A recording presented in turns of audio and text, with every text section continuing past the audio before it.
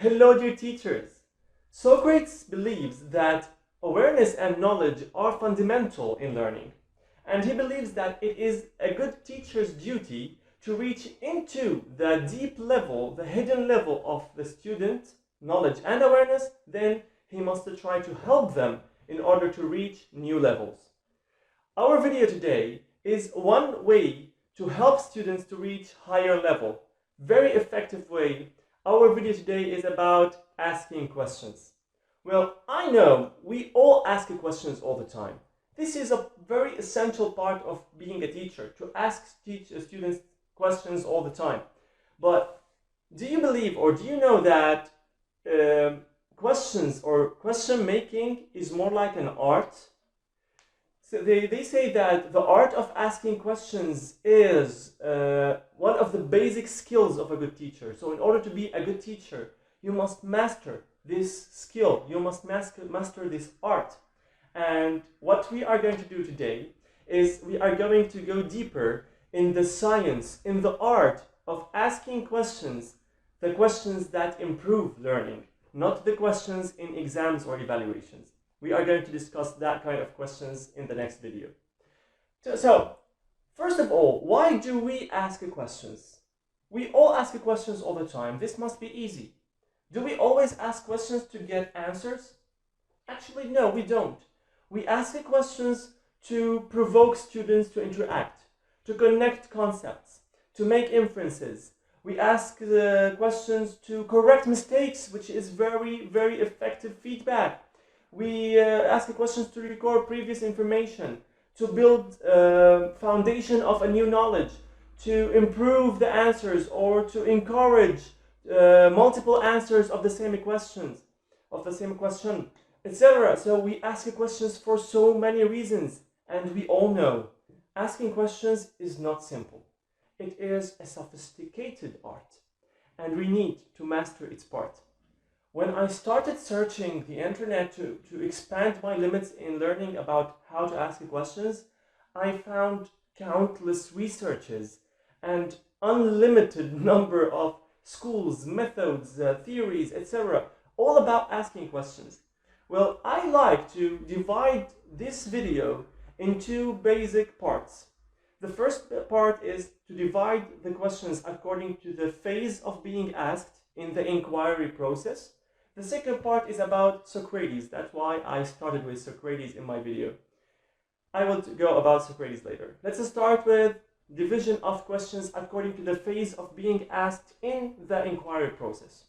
Well, in order to provoke the minds, to tackle the minds of our students, we ask questions all the time.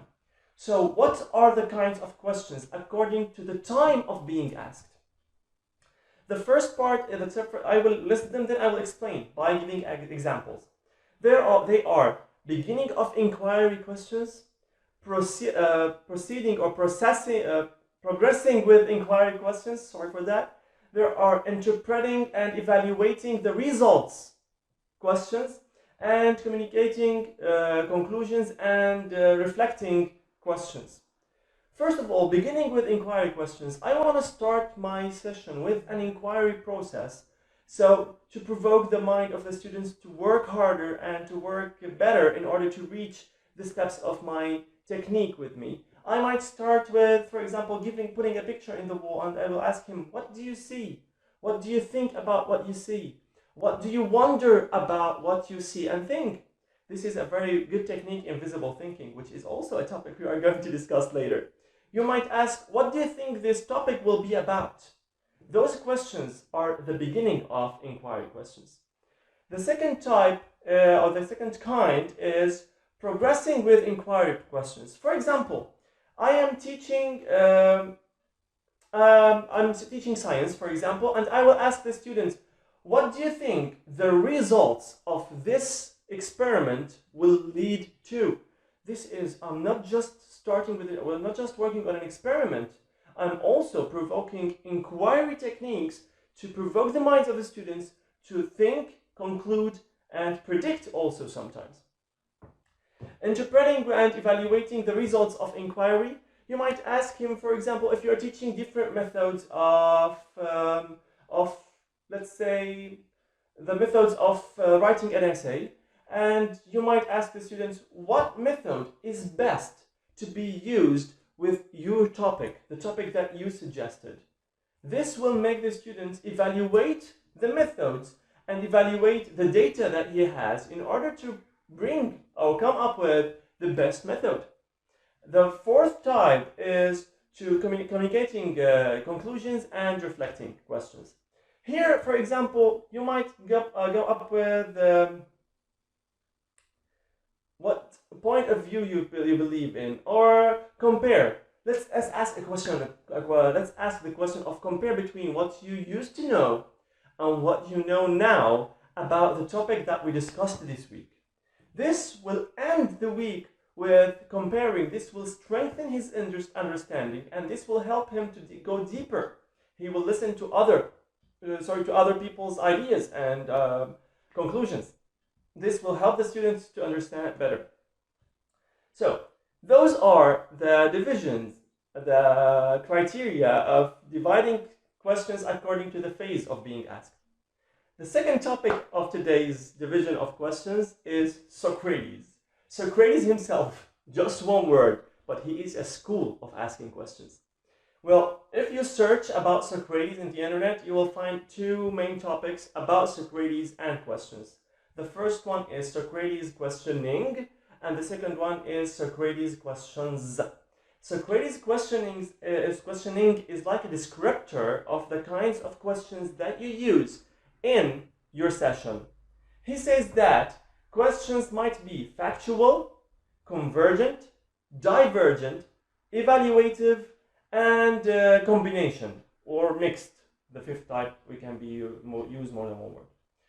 The factual questions answers are direct, are straightforward, so you don't need to think much to answer the question.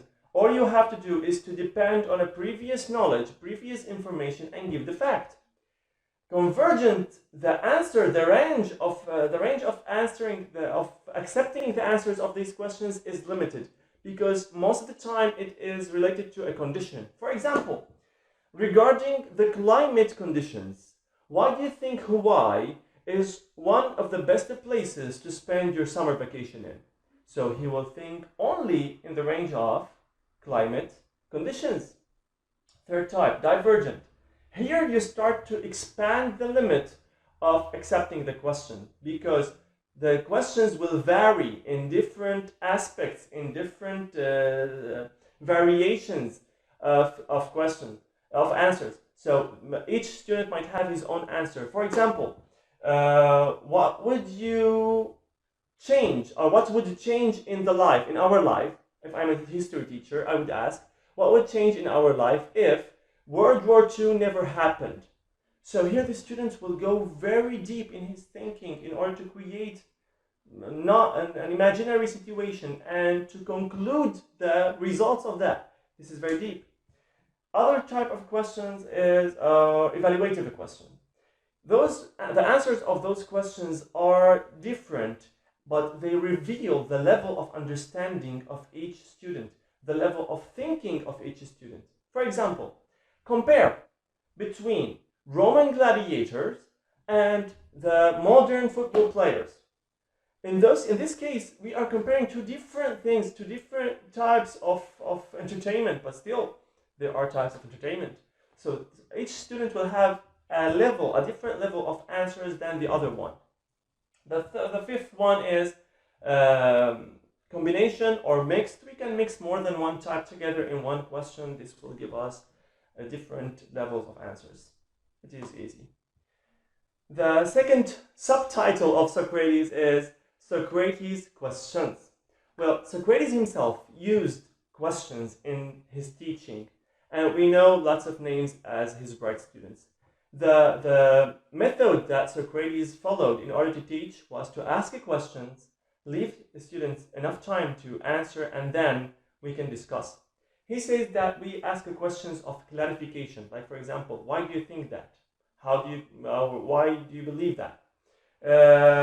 Question to probe assumptions. For example, what could we assume out of that? What are the assumptions that might be built upon that conclusion? Questions about points of view and perspectives. How many points of view can we look at this story from? Like, for example, the Little Red Riding Hood. We can read the story from the perspective of the Little Red Riding Hood, or the perspective of the wolf. To probe, the fourth type is to probe reasons and evidence. Support, justify, explain. All those questions might be like that. Fifth is to probe implications and consequences.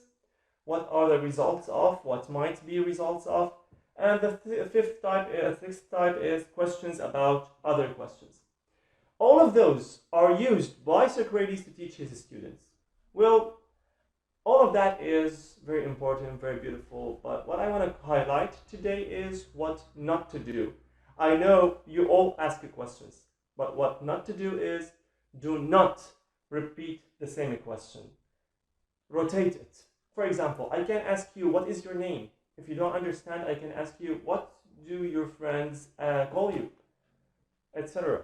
Or list the series of questions. I might ask a question, what are the symptoms of coronavirus? My student might not respond. Well, okay, what would appear on you if you were infected, God forbid, if you were infected by coronavirus? The student didn't respond. What the first thing the supervisor did when you stepped into the gates of the school? They took my temperature. So, fever is one of the symptoms of coronavirus. What are other symptoms about coronavirus? Here I'm using series of questions to guide the student to the answer. I didn't repeat the same question twice. Give time to the students to think, to answer. Don't ask the same question the same student twice. Don't ask and answer your own questions. The students will feel irrelevant to the session, etc. That's all for today. I know I talked a lot, I'm sorry for that, but question asking is very important to improve learning. Please be aware to share your experience, the method that you follow in order to ask questions in your sessions. Thank you very much, and I hope to see you all soon.